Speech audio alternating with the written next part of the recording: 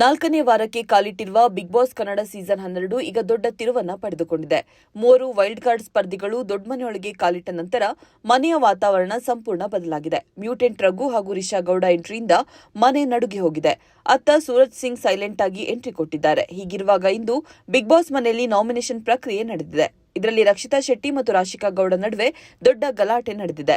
Big boss ಈ ವಾರದ nomination ಪ್ರಕ್ರಿಯೆ ಈಗ ಶುರುವಾಗಲಿದೆ ಎಂದು ಹೇಳಿದ್ದಾರೆ. ಅದರಂತೆ ರಘು ತಮ್ಮ ಮೊದಲ ಹೆಸರನ್ನ ಗಿಲ್ಲಿ ಎಂದು ತೆಗೆದುಕೊಂಡಿದ್ದಾರೆ. ಕಾಮಿಡಿಯಲ್ಲಿ ಕ್ಯಾರೆಕ್ಟರ್ ಅನ್ನ ಡಮ್ಮಿ ಮಾಡೋದು ಎಂದು ಹೇಳಿದ್ದಾರೆ.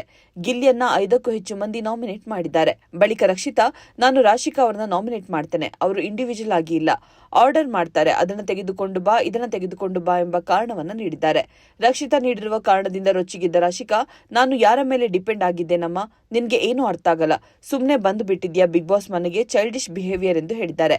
ಅದಕ್ಕೆ ರಕ್ಷಿತಾ, ನೀವು ರೆಸ್ಪೆಕ್ಟ್ ಮಾಡಬೇಕು ಎಂದು ಇಬ್ಬರ ನಡುವೆ ಮಾತಿನ ಜಗಳ ನಡೆದಿದೆ. 3ನೇ ವೈಲ್ಡ್ ಕಾರ್ಡ್ ಸ್ಪರ್ಧಿಯಾಗಿ ಸೂರಜ್ ಸಿಂಗ್ ಮನೆಗೆ ಆಗಮಿಸಿ ಬಿಗ್ ಬಾಸ್ ಸ್ಪರ್ಧಿಗಳಿಗೆ ಅಚ್ಚರಿಯನ್ನ ಮೂಡಿಸಿದ್ದಾರೆ. ಮನೆಯಲ್ಲಿರುವ ಈಜುಕೊಳದಲ್ಲಿ ನಿಂತು ಎಂಟ್ರಿಯನ್ನ ಕೊಟ್ಟರು. ಈಜುಕೊಳದಿಂದ ಆಚೆ ಬಂದ ನಂತರ ಸೂರಜ್ ಸಿಂಗ್ ಎಲ್ಲರಿಗೂ ಪರಿಚಯ ಮಾಡಿಕೊಂಡರು.